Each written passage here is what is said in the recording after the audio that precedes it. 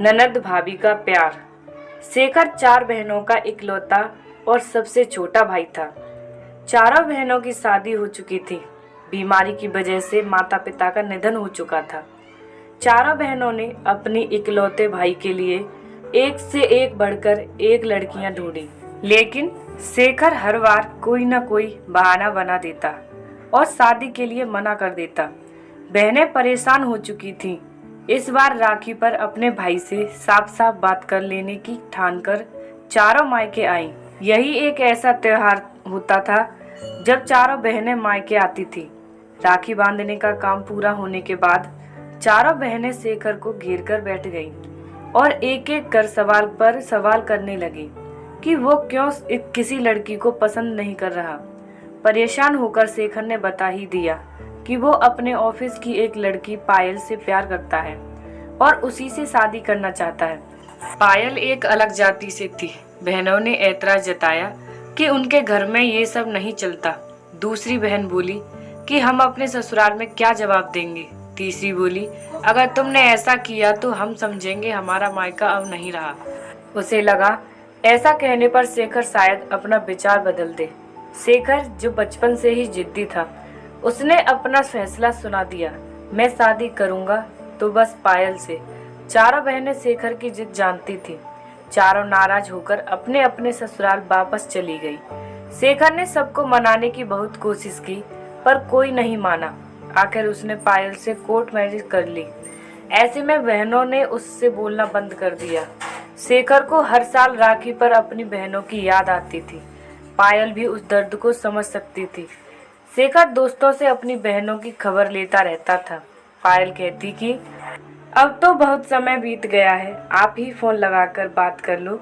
छोटे हो शेखर, मैं तो बात कर लूँगा। मुझे किसी ने कुछ कहा तो फर्क नहीं पड़ेगा, लेकिन तुम्हें किसी ने कुछ कहा तो वो मैं सहन नहीं कर पाऊँगा।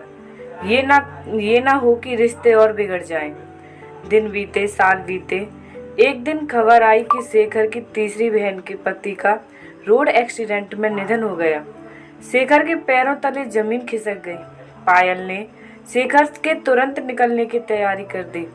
शेखर निकलते निकलते रुक गया। शेखर, मैं वहाँ कैसे पायल? अभी आपकी सबसे ज्यादा जरूरत आपकी बहन को है। कोई कुछ बोल भी दे तो सुन लीजिएगा। और सुनिए, मैंने आपके बैग में एक चिट्ठी रखी है, वापस आने से पहले किसी एक बहन को दे दीजिएगा। शेखर चिट्ठी के बारे में पूछने की मन स्थिति में नहीं था। ठीक है बोलकर निकल गया। शेखर बहन के ससुराल पहुंचा। भाई को देखते ही बहन उसके गले लगकर खूब रोई। बहन का रोना भाई की आत्मा को चीर गया हो जैसे। सारी अंतिम क्रिया पूरी हो गई। शेखर निकलने की तैयारी करने लगा। बड़ी बहन शेखर का सामान बैग में रखने लगी कि उसके हाथ पायल की रखी चिट्ठी आई। ऊपर ही लिखा था, दीदी एक बार जरूर पढ़िएगा। बहन ने हिचकिचाहट में चिट्ठी खोली जिसमें लिखा था, प्रणाम, मैं आप सबसे पहले तो माफ़ी चाहती हूँ कि इस दुख की घड़ी में मैं वहाँ आप लोगों के साथ नहीं हूँ, पर मैं और आपके भाई हमेशा आप लोगों के साथ हैं। ये आपका मायका पहले है, मेरा ससुराल बाद में। आपका पूरा हक है अपने भाई पर और आपके मायके पर। मैं आप लोगों के बीच ना कभी आई थी ना कभी आऊँगी। मुझसे कोई गलती हुई हो तो माफ़ करें, लेकिन अपने भाई को अनाथ ना करें। विनम्रता पूर्वक, पायल। उस समय तो इस चिट्ठी का जिक्र बड़ी बहन ने किसी से नहीं किया। समय बीता। अगले साल की राखी आ गई। सुबह सुबह दरवाजे की घंटी बजी। पायल ने शेखर से दरवाजा खोलने को कहा। शेखर ने दरवाजा खोला तो सामने चारों बहनों को देखकर खुशी से चिल्लाने लगा, पायल देखो कौन आया है। पायल हाथ में पानी का गिलास लेकर बाहर आई। वो जानती थी कि आज राखी पर शेखर की बहनें आने वाली हैं।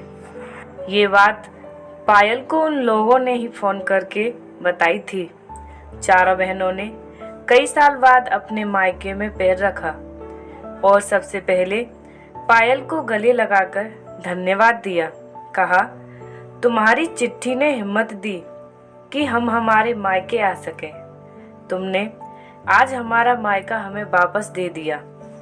शेखर के हाथ में इतने सालों बाद उसकी बहनों ने राखी बांधी। उसकी खुशी उसके आंखों में नजर आ रही थी, जिसे देखकर पायल भी बहुत खुश थी। कहानी को पूरा सुनने के लिए धन्यवाद। फ्रेंड्स, कहानी अच्छी लगे तो लाइक और चैनल को सब्सक्राइब जरूर करें। धन्यवाद।